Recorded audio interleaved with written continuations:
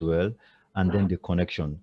All right. So talking about the Gridley Online School, Gridley is a personalized learning platform. So, it's practically not possible as we have it in the traditional classroom to be able to reach, the learners equally or the learners equally. It's not possible. It can't work. All right. So Gridley provides a platform for learners to have a personalized learning experience. Really provides adaptive learning in the sense that learners can be assessed, personally. Learners can have a platform for them to practice regularly, a platform to be, assessed, even with, the addition of online tutoring experiences to support, the learner personally. So that's what Gradely does, and that's just so wonderful. So as a learner, if I have issues with something in maths, and then I go on the Gradely platform, I take catch-up practices, and then after taking the practices, I see the parts I'm struggling with, and then I engage an online tutor right from Gridley to come help me out in the class, after checking my performance so far. And, every learner is able to have a personalized attention. And that's just wonderful. And that's basically, what Gridley is all about. That's basically what the Gridley, online school is all about. Gridley provides a platform for every learner to have a one-on-one experience, for every learner to have a personalized learning experience, a strong platform for adaptive learning, such that every learner can be assessed, and monitored. Everything is tracked. Oh, okay, she's having issues here. Oh, last week she had the challenge. Last week, this week is having this challenge. Everything can be properly tracked. There's a proper and there's a clear approach, to ensure that every learner practically progresses, and that's what Gradely offers. That's just summarily, what the Gradely online school looks like. All right. So once again, I'd like to say that you are all welcome. And today we're going to be looking at how to build, building a strong community in a virtual learning classroom. So I want to believe that if not all of us here, virtually everyone joining us in this meeting is an online tutor. Like you're probably teaching in the virtual space. You have students you engage on virtually, and probably you want to be, so greatly, is making that opportunity to, recruiting and getting a lot of online tutors to work with greatly and all of that. So, and for that reason, we discovered that it becomes very pertinent to know how to really engage our learners, how to build a community. It's easy when you see people physically and you can engage them, you can discuss with them, and you can. But then when it becomes virtual, it's another thing entirely. So, how do we build a strong community in a virtual learning classroom?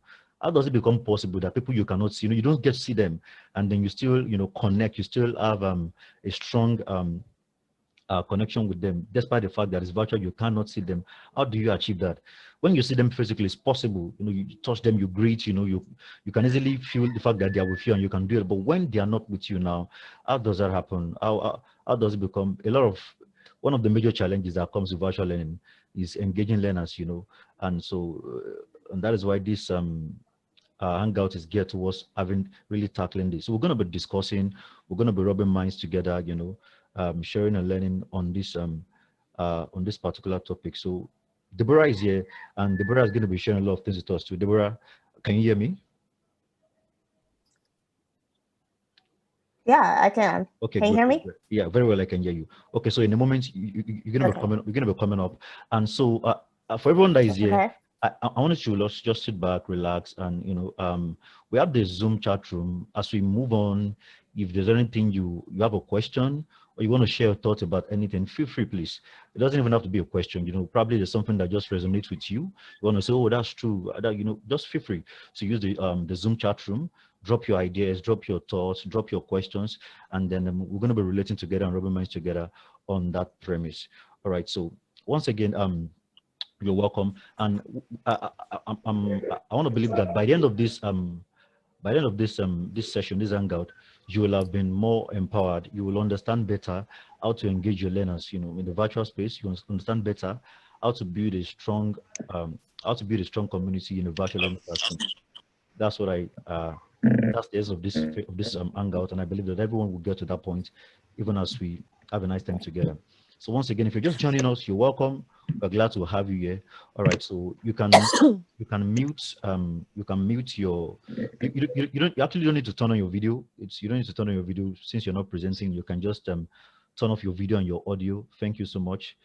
All right, so you can turn off your video and your audio. It's not really important to turn on your video now. All right, so Deborah, once again, thank you for joining us.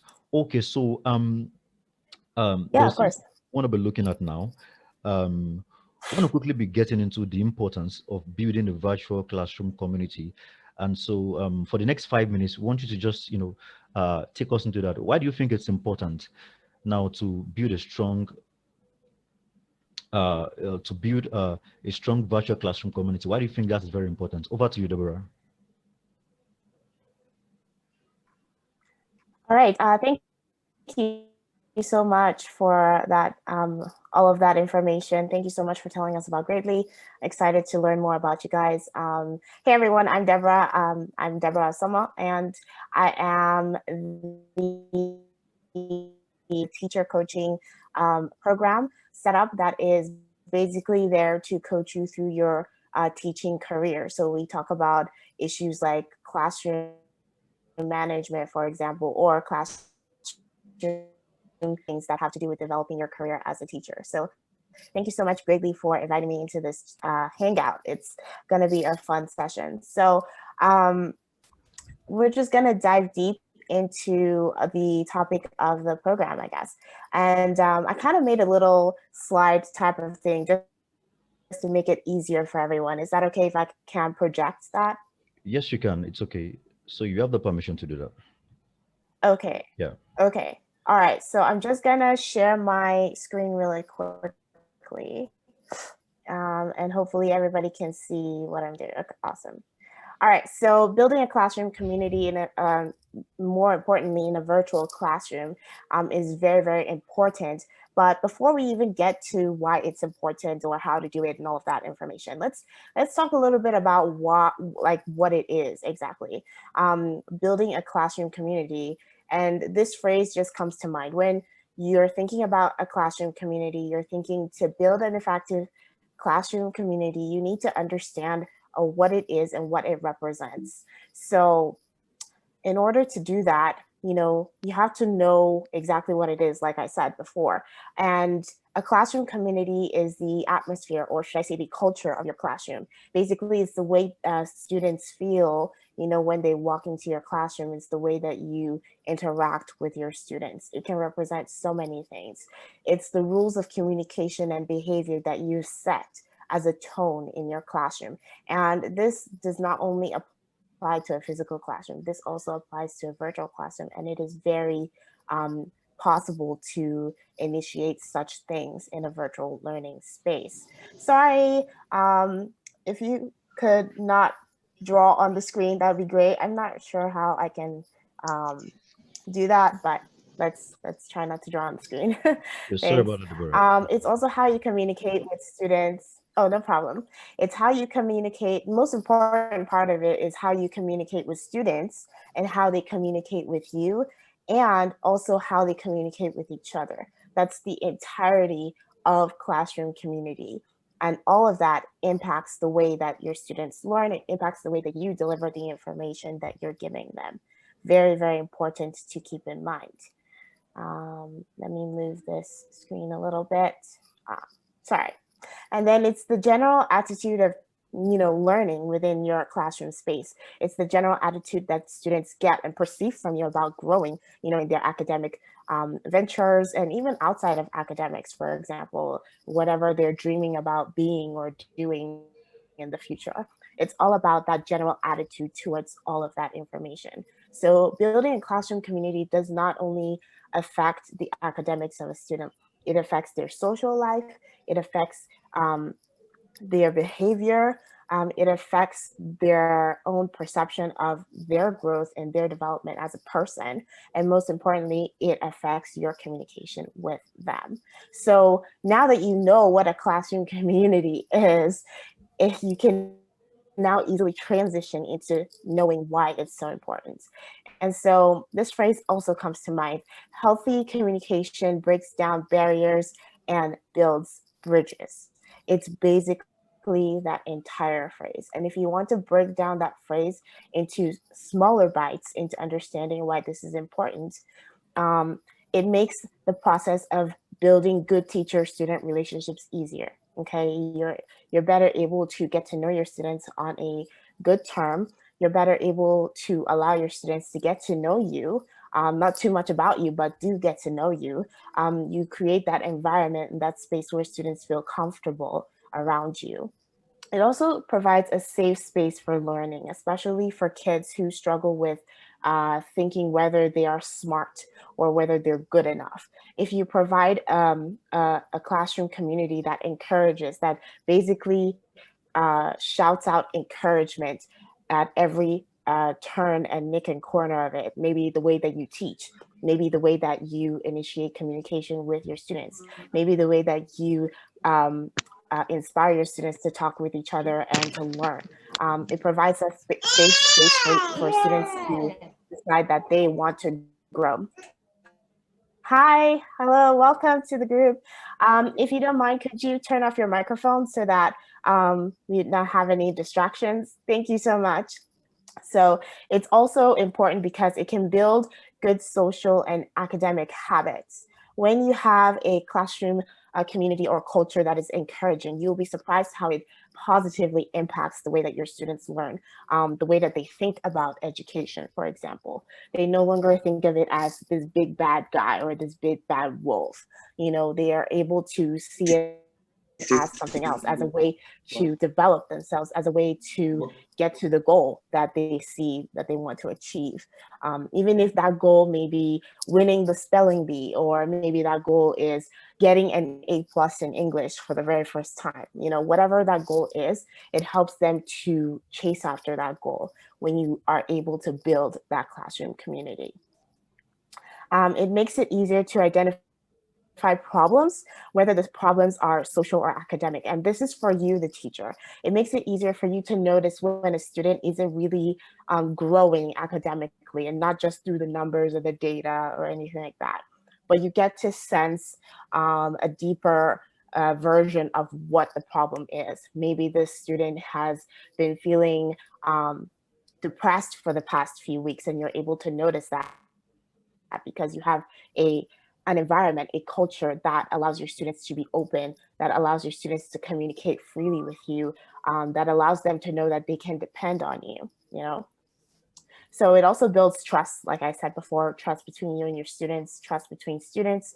It influences positive outlooks on things. So even if maybe a student failed in this exam or something, it influences a positive outlook on that, because yes, they could feel bad about failing that exam, but your approach to them is part of community, is part of classroom community. Your approach to them failing that exam could be, for example, okay, let's talk about what problems you were having when you were writing this exam. Okay, let's discuss that. And then you're opening a gateway for them to be open with you, for them to tell you how they actually felt about the exam, what they think, you know, they should have gotten, for example, why they think they failed. And then you can build up from there to see the root cause of that problem. And as you can see, it's building a relationship and it's impacting their academics in a positive way.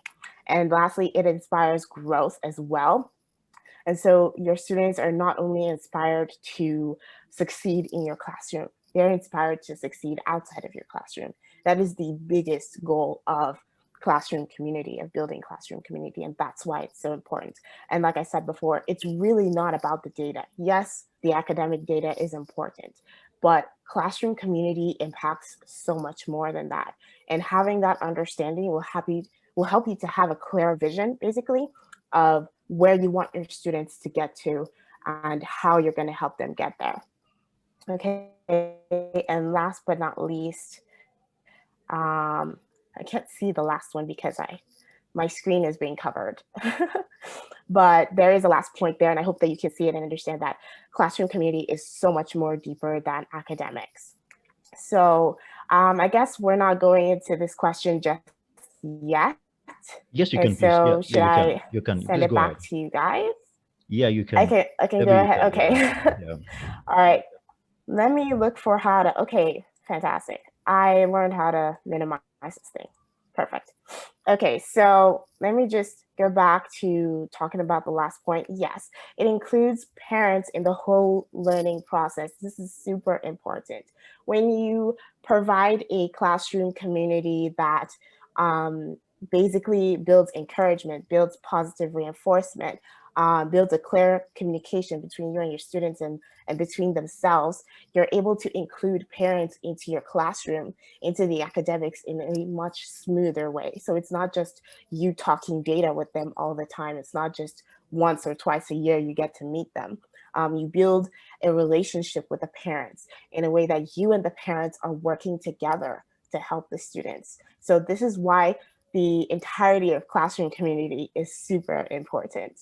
So, what you might be doing wrong when it comes to classroom community. Now, I know you're probably thinking, okay, like it's time to get my pen and paper and write down all the things that I'm doing wrong. But as I was thinking about this question, honestly, when it comes to teaching, the biggest part of teaching to me that I think you should understand is creativity.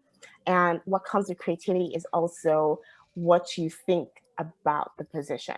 And so when you put those two things together, when you think about classroom community, one of the things you may be doing wrong is your approach. Okay, how are you approaching classroom community? Do you just think it's only when you're teaching, for example? Do you think it's only when you're giving instruction for a particular homework or anything like that? Do you think it's only in community? For example, I'll give you an example of my one of my teaching experiences.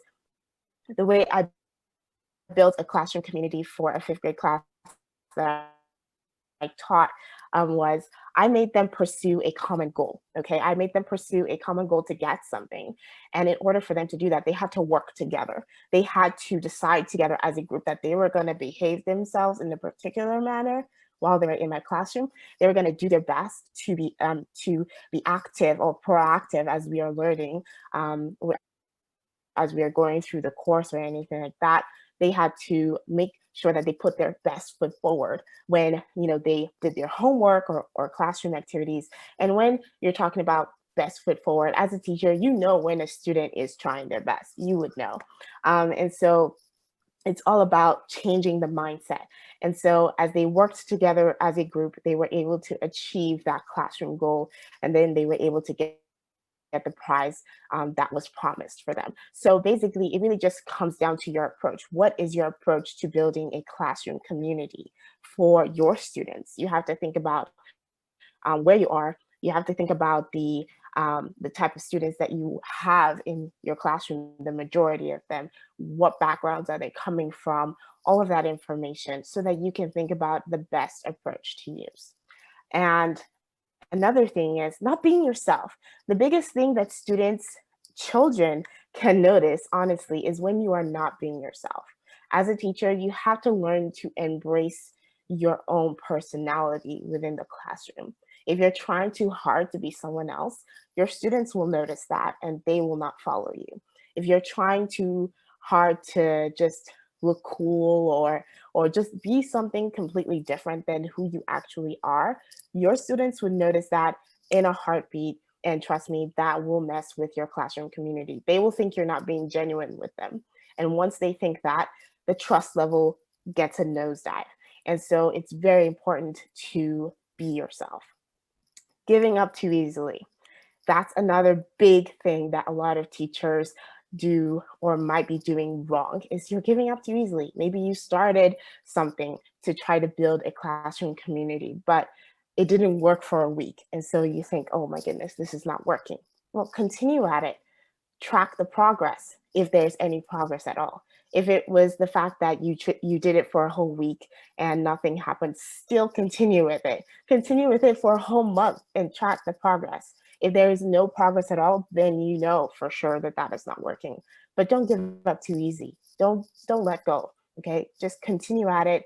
Be patient and look at the positive outcomes. Always look, because there will always be negative outcomes in the classroom. Okay, the most important thing is to look at the positive side of everything. Not spending time to observe and research what works and what doesn't. A lot of us get burnt out, and I understand that. The days are long, you don't have enough time to do things. I totally understand that.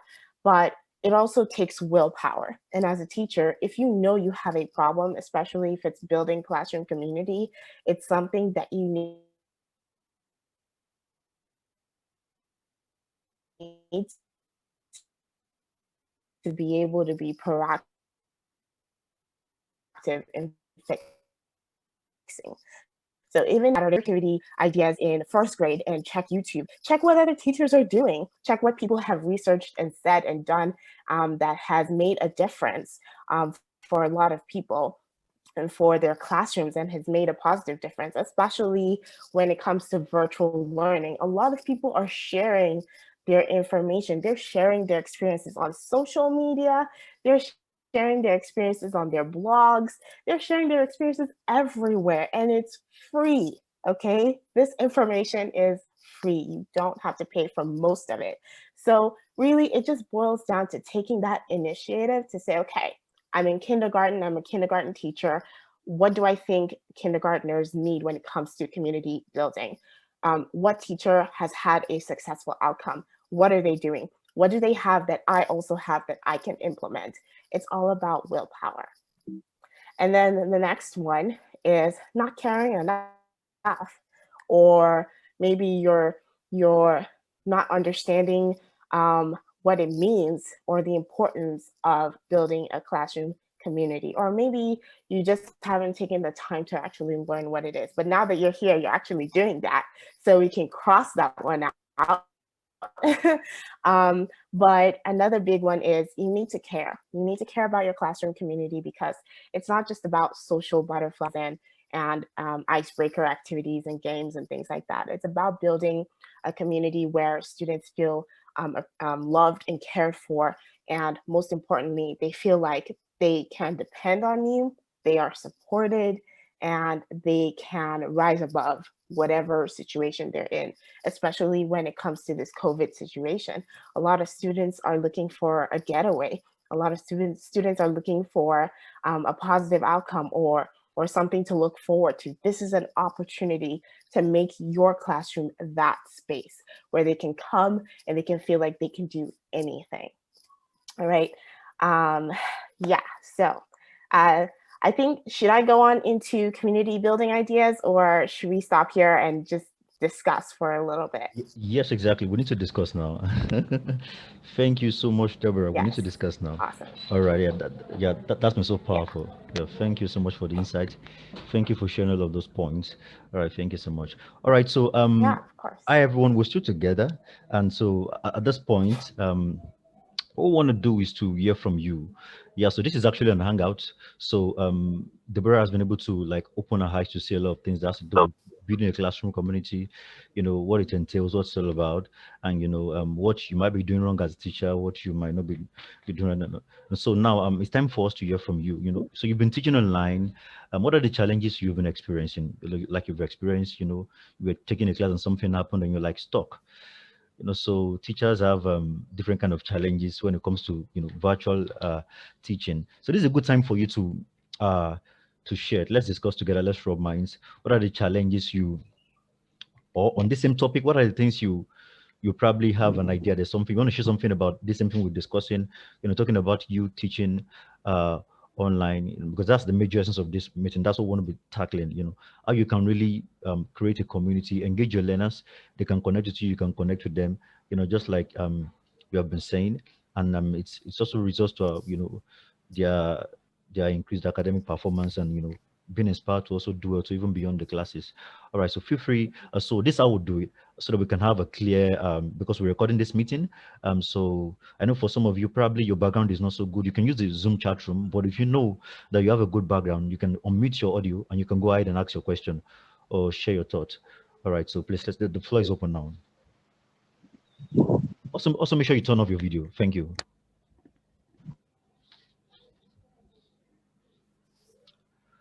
All right, so who's opening the floor for us? Feel free to go ahead. Feel free, please. This is time for discussion. And one more thing, please. One more thing. This Zoom session is going to end in the next 3 minutes. And please, once it does, kindly reconnect. We're going to reconnect and we're going to come back online. So once that happens, please go on and kindly reconnect. All right. So Chiamaka is saying, Deborah, go on with your ideas, please. Oh, awesome. So Deborah, that's a feedback. Can you say that? All right. All right, Yeah. interesting. Yeah, so the thing is, um, Emma, I need Zoom. Okay, great. The thing is, we know that for some of you right now, probably there are issues with your bandwidth and all of that. So I know using the audio might not even be probably perfect for some of you. But if you're struggling to do that, like right now, somebody's trying to talk and I can't hear you, we can't hear you. Okay, so you can just use the Zoom chat room. So you can just that'll be okay. We Mhm. can get you from there too, and then we can respond to the question. But if your audio is clear and you can go ahead and share your thoughts, we'd like to hear from you. Thank you. Yeah. Okay, so Um, to answer Chiamaka's question, yeah, I think. Oh, thank you, thank you. You're very welcome. Happy to do it. Thank yeah, you, Adebowale. I hope yeah. I said that right. I know I'm butchering names here, but I'm so sorry. I'm so It's fine. sorry It's if I okay. butchered your name. I apologize. But no problem. I'm happy to share this information. And yes, I can go on with the ideas. And honestly, guys, if you have any questions or if you have any comments so far about what has been discussed, definitely put them in the chat so that we can read them and get back to you guys, especially since because we're not getting very clear audio and all of that with you. Okay. Exactly. Exactly. So I'm just going to go ahead and share the idea since that was requested. So what I'm going to do, guys, is I'm going to share my screen again, but feel free to put your questions and thoughts in the chat. It's not going to be a problem. So we're going to go ahead. So talking about community building ideas. Now, I know we're thinking in the sense of like virtual learning spaces, all of that. But when it comes to community building as a teacher, you also have to think, and I think this is, one of the things that has really made it harder for teachers is that we found it difficult to realize that teaching in the classroom and the virtual learning space is different, but it's not that different. Okay, once you know the basics, once you know the core of everything, for example, the core elements of building a classroom management system, the core elements of building a lesson plan, for example, the core elements of building classroom community, you can be able to transition those ideas, those core elements into a forward. Just take it and run with it. So I'm just going to shoot out some ideas for community building spaces. The first one, which is the biggest one, is icebreaker activities. Icebreaker activities come in different forms, shapes, and sizes. It can be would you rather. I don't know if you know that game, but it's a game called Would You Rather, and basically you have two options and you have to pick one option. I have a game that I shoot it out to, or should I say I promote it out to my teacher tribe at the beginning of the school year that they can use. And then if we have enough time, I don't know, we can play it, I guess. But it basically just builds that community atmosphere. It helps people feel free and flexible and open with each other. So any activity basically that helps your students feel like, okay, they can talk about themselves a little bit. Maybe they can say, okay, I like spaghetti and I like something else, just an open space where people, they can feel free to voice out, what they feel about a certain situation or just basically what they like to do. Okay, another idea is what I like to call open up. And this is specific to you as the teacher. Now, the whole idea behind open up is that Sir? you as a teacher, okay, I think somebody's, okay. So basically, the whole idea behind open up is that you as a teacher, you are using opportunities, teaching opportunities to share a little bit about yourself. So, for example, maybe you're talking about the flow of electricity. You can use yourself for an example and be like, okay, yeah, the other day I was trying to run on the treadmill and then bam, the lights went off. And I was shocked. I was afraid. I was scared. I thought, the surge or whatever blew out my treadmill. And, just giving your students an opportunity to learn more about you. Just in that phrase alone, as a student, I would have learned, oh, my teacher runs on a treadmill every morning. Getting that opportunity to your students to learn more about you helps them to feel comfortable with you, helps them to feel like, okay, this is somebody that I can trust, builds that bridge. Okay. And then it helps them to be more open with you. All right. So that's another idea. Group work. like I mentioned previously in my other example, group work that actually inspires your students to collaborate together. Okay. There are very big words here that are super important. I'll start again. Group work that inspires, not pushes, not forces, but inspires your students to collaborate, which means they're willfully on their own terms deciding that they are going to work together, okay, towards a common goal. And usually this works when you put a prize for the classroom. For example, I did a popcorn challenge, like I was talking about before. I told my fifth grade students, every set that came in, I told them, okay, everyone, every class set has the opportunity to spell out the word popcorn. And if you're able to do this and this and this and this during the classroom period, you're going to be able to put a letter on that board at the end of the day. And it was a challenge. All of them ate it up. They all were excited about it. They all started racing each other, but they weren't racing each other to hurt anybody or anything like that. They were working together for a common goal because they all wanted that popcorn.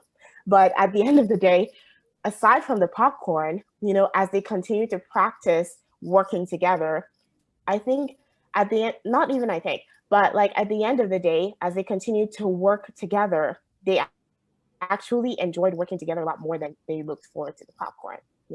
I was the one that had to remind them, oh yeah, by the way, you have a popcorn bag or whatever that you want about this, through this whole entire activity or whatever. And they're excited about that, but they were most excited about the fact that they got to work together. They were happy working together. They were doing things that helped improve their own learning space and opportunities. So that's another idea. And then when you come into mental health check-ins, and honestly, these ideas, you can transform them into activities that you can do online. For example, the group work, you can make the reward something virtual that your students can enjoy together. It's all about adapting at this point. Mental health check-ins, super important. That means you are caring and you're showing your students that you actually care about their state of mind. Okay. And you can present it however you want to do. You can have it as a Google form where they all fill it out individually, or it can be like a short little 5-minute meeting in the morning when you meet online and you just, how are you feeling today? Just use one word: good, bad, happy, sad. How are you feeling? Mental health. And that makes them feel like you care. You actually do care about how they're feeling. And that helps them to open up. That helps them to have a positive mindset towards learning. Yeah. Shout out Awesome. walls and moments. So, I don't know how much time I have because I have a lot, but I'm just gonna quickly mention all of them. So you have shout out walls and moments.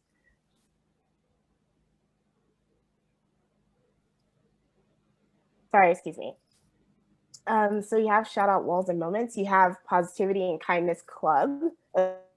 Okay. You have a where we come from map and culture activity. So maybe your students can pin where they come from, which state they come from in Nigeria, for example, and they can put a pin in it or something like that, a virtual pin or a sticky note, that kind of thing. You can have a class treasure hunt. You can actually use this activity to teach your students how to use a particular online tool. You can use it as a way to tell them, okay, find this and find that and find that. And that way, through that treasure hunt process, they're learning how to use that tool. So whenever you actually want to use it for learning purposes, they already know what to do. You can have a classroom promise or affirmations wall, or just like a 5-minute meeting. You can have morning meetings all the time. So every day you have 10 minutes where you meet with your students and you talk about things that are important. You can have polls and discussion boards. You can use an app called Flipgrid. I don't have time to go into Flipgrid right now, but it's basically a safer method than using social media to communicate and to build um, a social community. You can have weekly routines that are similar to each other or basically the same so that students feel comfortable within the environment. You can have breakout groups. You can have an online class, should I say, project that is basically collecting photos of your online classroom moments and building a collage or building a classroom photo, basically, or making a yearbook. You can have classroom roles. So, for example, this person is in charge of the morning meetings, or this person is in charge of something else. You can build that up. And last one I have for you guys is virtual field trips. Very, very big. You can Okay, so have that as an opportunity to Deborah, can you build hear me? classroom community. Yeah, yeah. Okay, great. Sorry, sorry, Okay, so I'm done. I have to just cut you for a moment. I'm sorry. I'm sorry. Yeah, no I'm problem. sorry, I have to do that. Okay, so Gloria, I can see you raising your hands. Okay, so you want to say something? Hello, Gloria. Are you there? Can you hear me? Hello, Gloria. Can you hear me? Oh, okay. Probably she can't. All right, it's fine. Okay, so Gloria, when you hear me, okay, you can just communicate through the chat room, the Zoom chat room. That will be fine. All right. So thank you. All right, great. Okay, okay, okay. Interesting. All right. Deborah, I'm gonna you can actually share your slide while I quickly talk about a few things. You can share your slide so that you can see the list of all of the ideas. Like you can share even now. You have the permission while I just quickly talk about some other things. Um, okay, awesome. And again, if you would like to get a copy of the presentation, it's available. We can get it across to you even after this session. It's actually very much available. All right, so that'll be fine. Um, Okay, so that's okay. Please, we encourage you to use the chat room. If you have any question, if you have anything to, if probably feel your network is not clear and you won't be able to, like you can drop it in words in the chat room. We're going to get it and we'll also get that across. Okay, so so much has been said. Talking about the importance of beginning from the importance of building a virtual classroom community and to what you might be doing wrong as a teacher, to community building activities like we have some on the screen right now. All right, so you can check them out. We'll also provide a slide afterwards, so that's no problem. Then so you get to see all of the ideas. All right. So one more thing we need to just quickly get into because of time. We don't want to keep you staying too long online. It's we need to talk about the future of virtual learning, the future of online teaching. You know, and it's very important, and that's one of the things that Gridley is offering. So it becomes very easy for learners, even outside the normal school hours. We do understand that there are even countries right now where they are experiencing total lockdown, and all they are doing is just remote learning. It's just remote. All right, why some are still trying to like have the hybrid experience, some days in school, some days at home, just trying to put some measures in place because of the COVID. And so talking about the future of learning, and it's really very clear that it's going to get to a time, all right, where this will become the norm, where it's going to become so much pronounced, all right, and that's why even as a teacher now, you really have to make sure that you really have to make sure that you keep yourself in this direction, and that's why we're putting up this meeting. All right, so whether you're working with Gridley or not, of course you really have an opportunity to work with Gridley as a tutor. All right, so you can get across and we onboard you and take you through the necessary process and all of that. So it's really very important to just have that at the back of your mind. All right, it's very important. So there's going to get to a time where this will become, many schools will have to start thinking about that. All right, because of the uncertainties of the time that we're in, many schools will have to start thinking in that direction too alongside. All right, because there will be a huge competition in that direction. So in my school, like right now, I know there are some schools in Lagos right now that I know that they're having the hybrid experience. We have some kids that they are still at home right now, even in Lagos, they are not yet in school. They still want to stay at home, and then their school have to find a way to engage them online and all of that. Okay, so in the nearest future, it's going to become so much pronounced. All right. So whether you are teaching in a school now, in the physical school, all right, you need to be ready for that. You need to be ready for that. And if you are not, if you are strictly working, like we have some people that all they do is just online tutoring. All right. So that has become a job, a word of work on its own. Like seriously, all over the world. All right.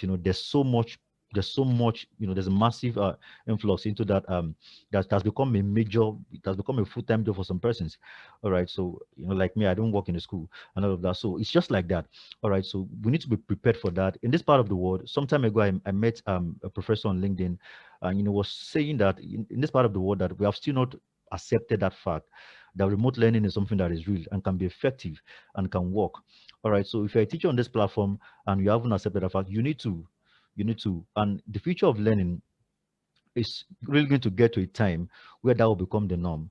Sincerely, where that will become the norm, and that's why greatly as as a company is providing a platform for that. Greatly has a number of learners within and outside Nigeria, all right, who are connected right now, who learn from the Greatly platform. All right, so and that is because nothing should stop learning. Greatly tell you learning doesn't have to stop. Nothing should stop learning. You can have a qualitative learning experience, a personalized learning experience, all right, where the classes we do, the online tutoring classes we do on Greatly, learners are happy. They're happy because they have a one-on-one attention. They have a tutor that can talk to them and say, "Oh, this is it, this is that. Oh, this is how it goes," and without having to walk, you know, uh, without having to like be under any pressure like the traditional classroom, trying to carry everybody along and all of that. And that's just wonderful for them. That's just interesting. All right, so that's just a brief to say about the future of virtual learning, of online teaching. All right, and that's why it becomes very important for you to keep upgrading yourself, to keep improving yourself in that direction, because that is going to be the future of education. Blended learning is going to become the future of education. Virtual learning is going to become the future of education. All right. So thank you so much. It's been an awesome time. So at this point, we still want to hear from you. All right. So so Gloria, I don't know if you can hear me now. The other time you raised your hand, and then I couldn't hear from you. So Gloria, if you can hear me, kindly unmute your microphone. If you want to ask a question, you can ask the question now. And to everyone that has something to say, please, we want to hear from you. That's very important to us in this hangout. All right. So it's supposed to be something that is dual. We want to hear from you. So if your background is clear, please unmute your audio and let's hear from you. All right. It could be a question. So Gloria, thank you. So do you want to ask a question? Do you want to like give a contribution or something? Please go ahead. You're free, please. And then to everyone, please go ahead. Want to hear from you. Want to hear from you. We really like to hear from you. It's so much important to us, please. All right. It can be a question. It can be oh, you don't. Okay. Okay, great. Gloria says I don't have a question. All right. So great. That's awesome. So actually, right now, we are supposed to like play a kind of game. Yeah, but because of time factor right now, all right. So, but please, very important. If you are an online tutor and you're here, this is an opportunity for you to share some of the challenges you've had teaching online. All right. So we can look into it together and we can discuss, or probably some of your exploits. It doesn't have to be a challenge. Some of your exploits teaching online. Oh, I did this online and it was awesome. Awesome. Yeah, we'd like to hear that. That's very important. All right. So please feel free. Okay, so Chiamaka says, I think giving projects or tasks that inspires collaboration is a great tool to building the perfect classroom community indeed. Awesome. Yeah, yeah, that's awesome. Yeah, absolutely, absolutely correct. That's Yeah, awesome. Yeah, yeah. yeah, I'm glad you were able to pick that one up as something you're probably going to be working towards. So yeah, yeah. that's really good to hear. Interesting. Okay, so please, Chiamaka, thank you for that response. Thank you for that response. Okay, so please feel free. We are 12 in the room right now. So feel free to share your thoughts. It doesn't have to be a question. Share your thoughts, a comment, a contribution. Yeah, you're teaching, you have an experience, whether it's the good or the bad, we know you have an experience, feel free to just share it. All right. The good ones want to hear it, the bad ones want to hear it too. And let's rub minds together. Yeah. So I'm going to say this just in a minute. Yeah. Uh, One of the things that I've observed in this part of the world is the fact that we do not understand the power of collaboration. All right. We do not understand power of collaboration. In this part of the world, as a teacher, you want to just stay in your zone and do your thing, teach, do, deliver, and all of that. All right. But you see, collaboration is very important. All right. Deborah rightly mentioned why she was, mentioning the fact that as a teacher, you need to know what is happening. If you're teaching a particular subject, check out other teachers to see that teaching the same subject, how they are teaching it, how they're going about it, what they do, how they handle it, and and all of that. It's really very important. All right, so collaboration, and that's one of the the purpose behind this meeting. All right, to Mm. provide a platform for collaboration. Like we can collaborate, we can help ourselves. It's really very important. All right, we do not have that so much in this part of the world. All right, so as a teacher, you just want to stay in your zone and you just want to, I'm okay, I'm fine, I'm cool, I'm good. All right, there's so many things. I for one, like I belong to a lot of platforms, teachers, most of them not even that they are not even dangerous, most of them. And I choose to do that because I really want to see what is happening beyond my sphere. All right. Most of the time, I don't even talk on those platforms. I just watch and just see everybody share their comment. They come and share what's happening in the classes. They come and share challenges. They ask a question. People throwing up questions. People giving answers and all of that. And I'm just watching them. Probably if I feel like, oh, let me just respond, I just do. All right. But I'm there because I really want to learn. All right. And that's very, very important. All right. So that's very important. As a teacher, you need to collaborate. You really need to, if you really want to be updated, and you want to increase your productivity, collaboration is very, very important. All right. It's one of the 21st century skills. We even teach our kids to have it. All right. So we also need to have it to do better, even as a teacher. All right. So quick one. We stayed there. Okay. Gloria is saying something here. He says, what do you think is most important to you as a teacher? Prioritizing learners' performance or getting your learners to know that you care? All right. So Deborah, what can you say about that?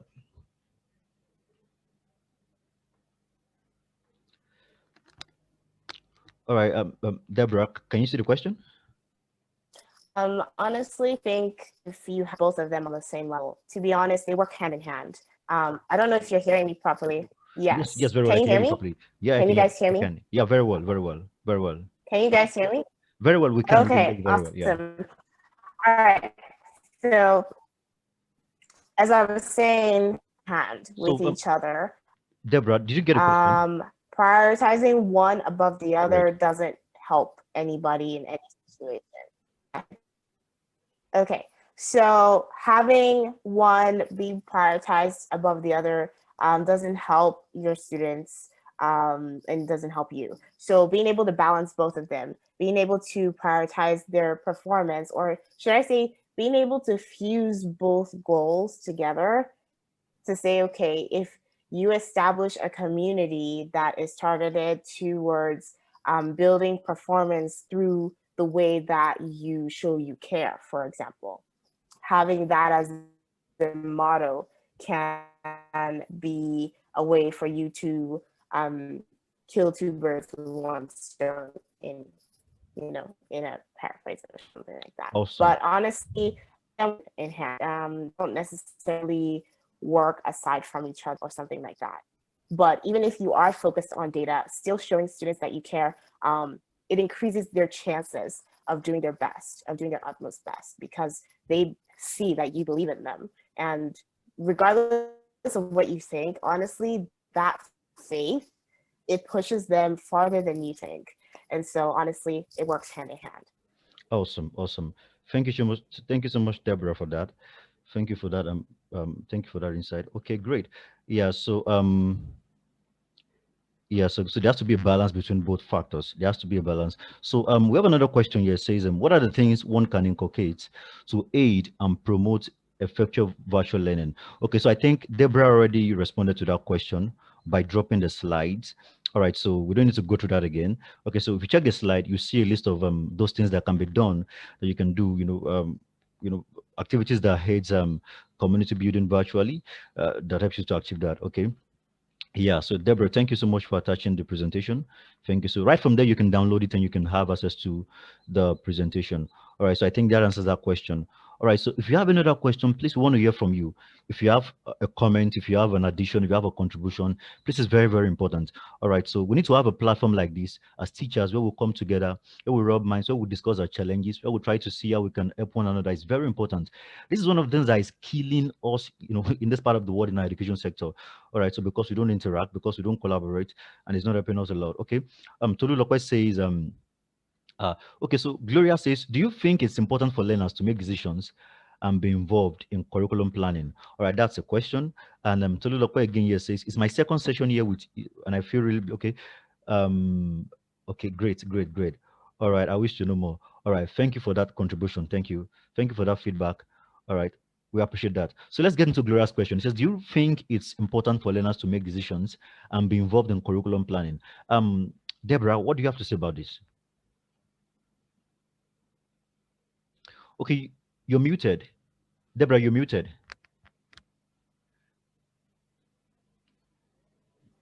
Okay, can you hear me now? Very well, very well, very well. Okay, awesome. So to answer the question, yes, I think it is important to involve students in the curriculum development process, but there are levels to it. Okay, you don't have them plan the entire lesson, and this is what I talk about when I discuss the session of feedback with my teacher clients.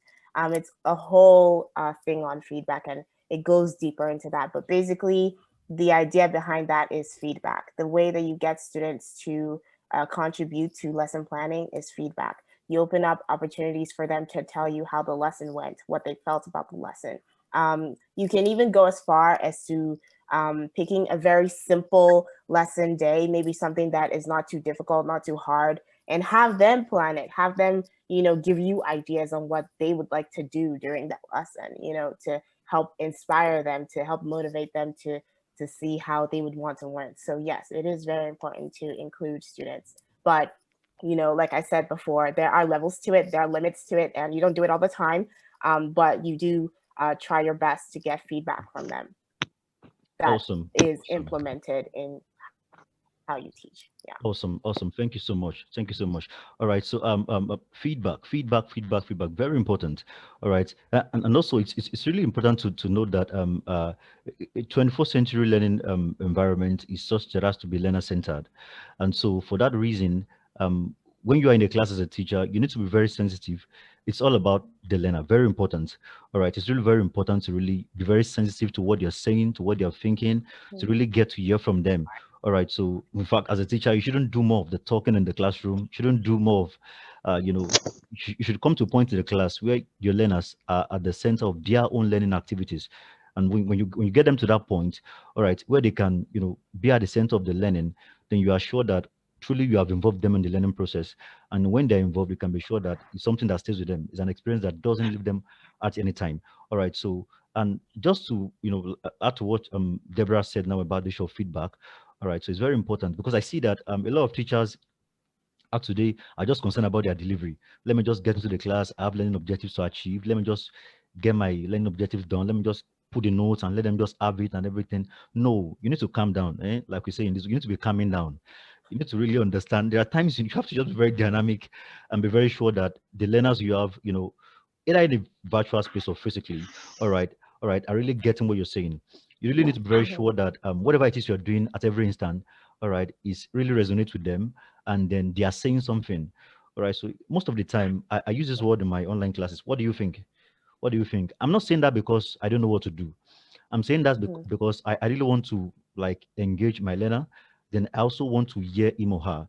Like I really want to be sure that one he or she's with me, and then be sure that we're in the same phone. Sometimes I just when I ask what do you think about this, and then okay, I think it's fine. We can go by. All right. Every time I do that, the learner feels like Mhm. yes, I'm part of this class, I'm a and teachers we have this, this there's this struggle, trying to let go of the power in the classroom. All right, so gone are the Mhm. days when as a teacher you are the one in charge of the classroom. Gone are the days. Teaching is no longer that way. All right, so in an ideal classroom now, all right, you must be ready to share the power. All right, you must ready. There has to be. You should be free. If you're taking a class and then your learner has to say, "Oh, please, hold on, I need to share this experience." Be free and flexible. Don't say because I need to finish something, I need to do something now, and then you have to just cut off the thing. And it's really about your learner, all right? Because practically you are in that classroom because of the learners. All right. So it's very important to be very attentive, very sensitive. Getting feedback from Mhm. your learners is very, very important. All right. So there are so many ways to go about that. Because of time, I know Yeah. Deborah would have wanted to say more and more about that. Because of time, we're Yeah. taking our time and we need to really round off as soon as possible. But then, Yeah. like we earlier mentioned, the presentation is available. You can check it up. You can see a lot of this information, that Deborah has put together for us. Okay, so this is the time for us to begin to call it a day. So we have just like about 1 minutes before we're going to be rounding off. All right, but then if you still have a question in the midst of the 1 minutes, you can drop it in the chat room. We're going to see it and we'll try to see how we can discuss about it. All right, so Deborah, at this point, I want to say a big thank you to you. Yes, Thank you of so course. much for your Of time. course. Thank you so much. It's Yes. been awesome with you. You've shared a lot of insights. You've shared a lot of ideas. As to how we can practically build a strong community. Just hear you sharing some of your practical personal experiences, and that's just a lot. That's a lot. That's so much. Right. So it's something I can pick from here and just start practicing, just start applying. All right. And I'm just gonna say one, two, three things that you mentioned as key nuggets that as teachers that we need to go with from here. All right. So one of the things you said earlier on is the fact that um, building a classroom community is tight. Is highly connected to the performance of your learners. In a bad community, learners will not do well. In a bad classroom community, learners will not do well. They won't do well. They won't do well. So it's very important. In fact, the first thing we need to talk about, like she mentioned, is creating a creating building a strong community. That's the first thing. All right. When there's no community, then whatever it is they're coming to do is just, and that is why you see many kids. I hear many kids saying they don't want to go to school, they don't like to go to school. All right. You can be Mhm. very sure that in that kind of school, they do not have a strong community. It's just clear. It's obvious. It's just clear. All right. And that's because the teachers are not sensitive to that fact. They are not sensitive to that fact. Mhm. All right. So if kids are coming to school in the morning and when they get to the gate, they are crying. They are crying. The question it's so apparent that it means they don't want to come to school. All right, so we have to just force them to get in school and force them to learn.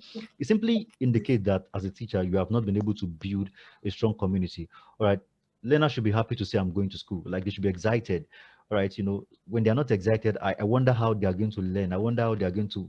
It's just like hell. It's just not good for them. All right, so it's very important. That's one of the things we have learned from here today. It's very important. Mhm. All right, so it's very important for us to really build. That's the first thing. I know you have topics to teach. I know you have a lot of things you want to do. I know you have, but the first thing, if you really want to have kids that are going to be happy, within and outside the classroom, right? They're going to do it like Deborah Raleigh mentioned earlier, within and outside the classroom. It becomes, very important to first phase issue of building, a strong community. That's very important, and I think that's something we all need to take, from here. All right. So once again, I want to say Yeah. thank you to everyone. Thank you for your precious Yeah. time. Thank you for Um, joining us. mhm. Thank you, Deborah. Deborah, just one word, just one sentence, just one party Yeah. word for everyone. I just wanted to. Okay. Yeah, thank you so much for having me. I really had a wonderful time sharing all of this information. I really enjoyed your questions and the comments that you made. I'm still reading some of them. And honestly, I really would have loved to get to all of them, but we're short on time. So I'm really sorry. But if you download the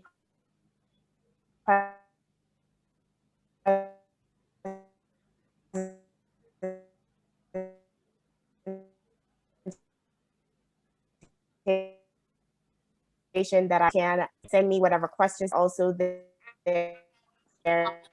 in the press there as well, and we can chat later on. So super excited to have had this wonderful time with you guys, and thank you so much, Greatly Nigeria. All right, awesome. Thank you so much, Deborah. All right, so again, we say thank you to Mhm. everyone. Thank you for joining us. Thank you. Um, feel free if you are teacher and you feel like, oh, I want to really get into online tutoring, right? You can get across to us, greatly, and it becomes very easy for you to become one. You just have to go to some place and you're going to be fine. And you can also, if you feel, oh, right, I want to work with Google, get online tutor. It's very possible. It's very, very possible. All right, so feel free to connect, feel free to get across, and it's going to be fine. All right, so thank you so much. Thank you, everyone, once again. Thank you. All right, we're glad to have you here. Thank you. This is where we'll say goodbye for now. Goodbye, everyone. Thank you for your time. Thank you.